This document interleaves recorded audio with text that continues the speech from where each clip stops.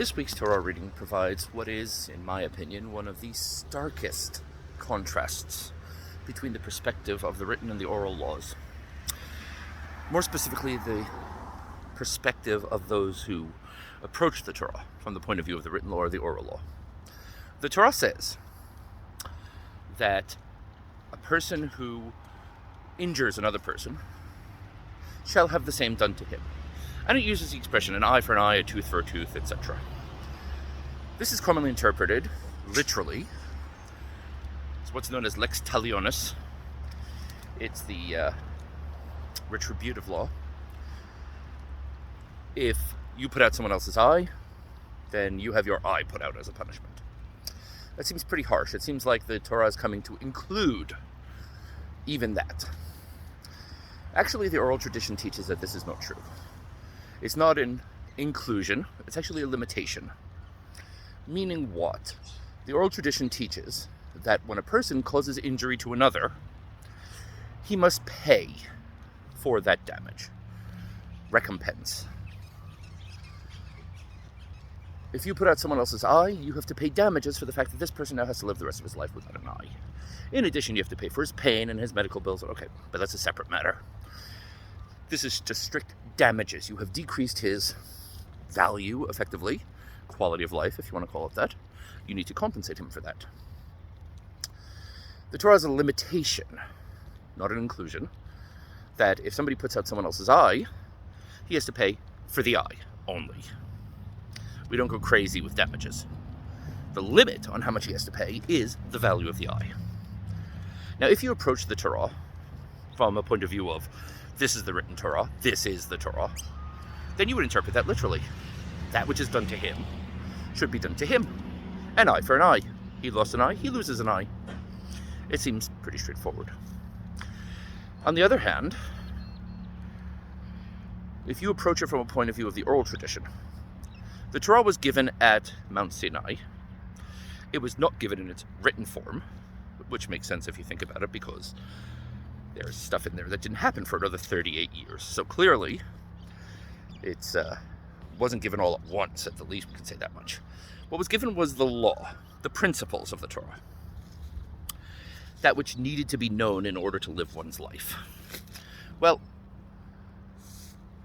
the Torah law then teaches us, if you cause damage to someone else, you have to pay for the loss in value, so to speak.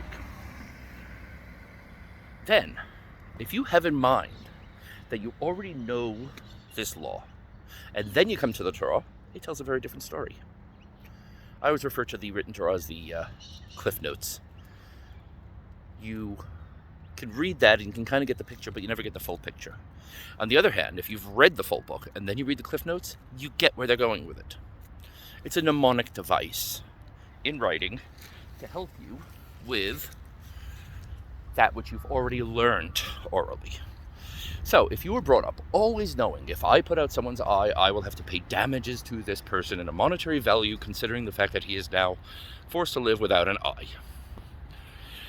Then you come to the Torah.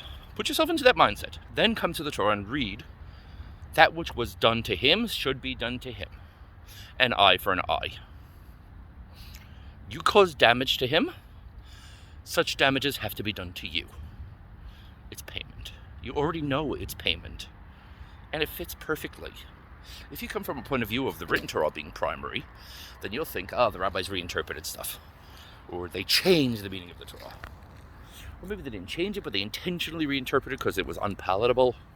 But the Torah itself is unjust. And that's because you're coming at it from the wrong perspective. And sometimes the proper perspective can make all the difference. Because, if you do that, the Torah is unjust, and not just in the way you think.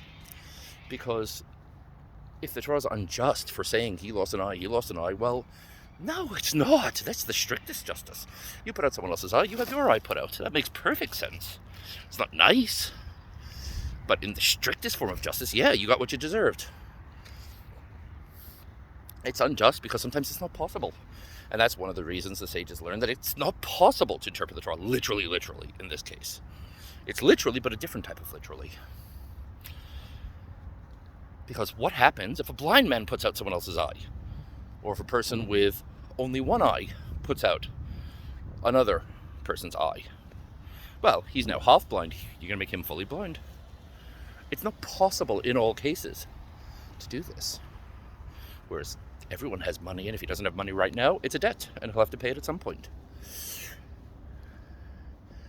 The perspective can make all the difference between whether you view something as justice in its purest form, or the exact opposite, the antithesis of justice.